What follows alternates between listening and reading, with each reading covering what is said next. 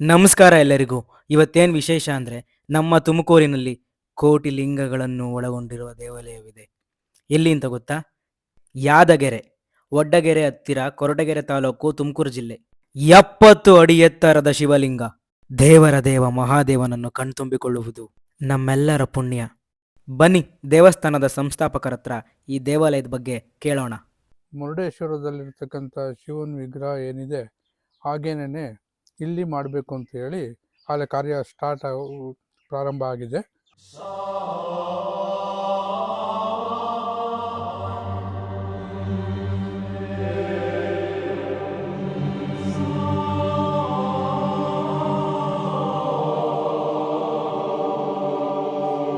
ನಾವು ಮೊದಲು ತುಮಕೂರಲ್ಲಿದ್ವು, ನಮ್ಮ ತಾಯಿಯವರು ಅಲ್ಲೇ ಇದ್ದರು. ಅವ್ರಿಗೆ ದೇವಾಲಯ ಮಾಡಬೇಕು ಅಂತ ಅವ್ರಿಗೆ ದೇವರು ಕನಸಿನಲ್ಲಿ ಕಾಣಿಸ್ಕೊಂಡಿತ್ತು. ಅದರ ಮೇರೆಗೆ ನಾವು ಹುಡುಕ್ತಾ ಇದ್ವು ಜಾಗನ. ಈ ಜಾಗಕ್ಕೆ ಬಂದಾಗ ನಾವು ಆಗಲೇ ಮಾಡಿದ್ದೀವಿ ಅನ್ನೋ ಥರ ಭಾಸ ಆಯಿತು. ಆಗ ಈ ಜಾಗನ ತಗೊಂಡು ಈ ಕೋಟಿಲಿಂಗೇಶ್ವರ ದೇವಾಲಯನ ಸ್ಥಾಪನೆ ಮಾಡಿದ್ವು.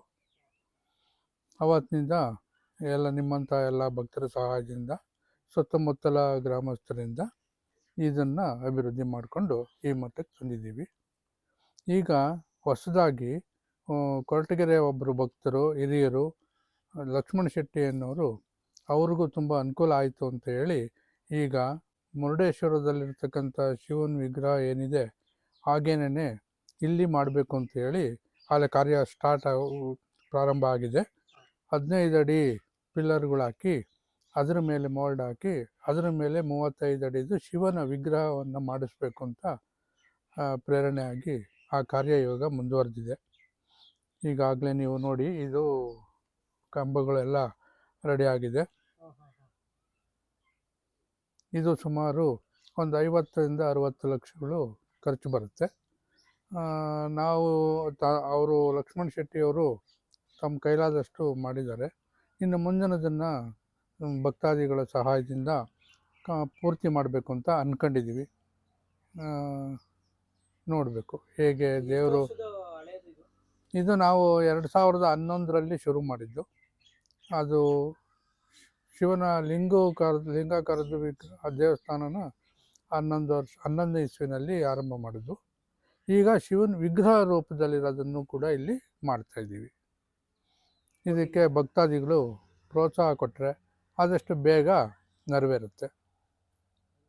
ಹಾಗಂತ ನಾನು ಎಲ್ಲ ಭಕ್ತಾದಿಗಳಲ್ಲಿ, ನಮ್ಮ ಸ್ನೇಹಿತರಲ್ಲಿ, ನಮ್ಮ ವಿದ್ಯಾರ್ಥಿಗಳು, ಸ್ಟೂಡೆಂಟ್ಸ್ ಇದ್ದಾರೆ, ಅವರೆಲ್ಲರಿಗೂ ಕೂಡ ನಾನು ಈ ಮೂಲಕ ಕೇಳ್ಕೊಳ್ತಾ ಇದ್ದೀನಿ, ಮನವಿ ಮಾಡ್ತಾಯಿದ್ದೀನಿ.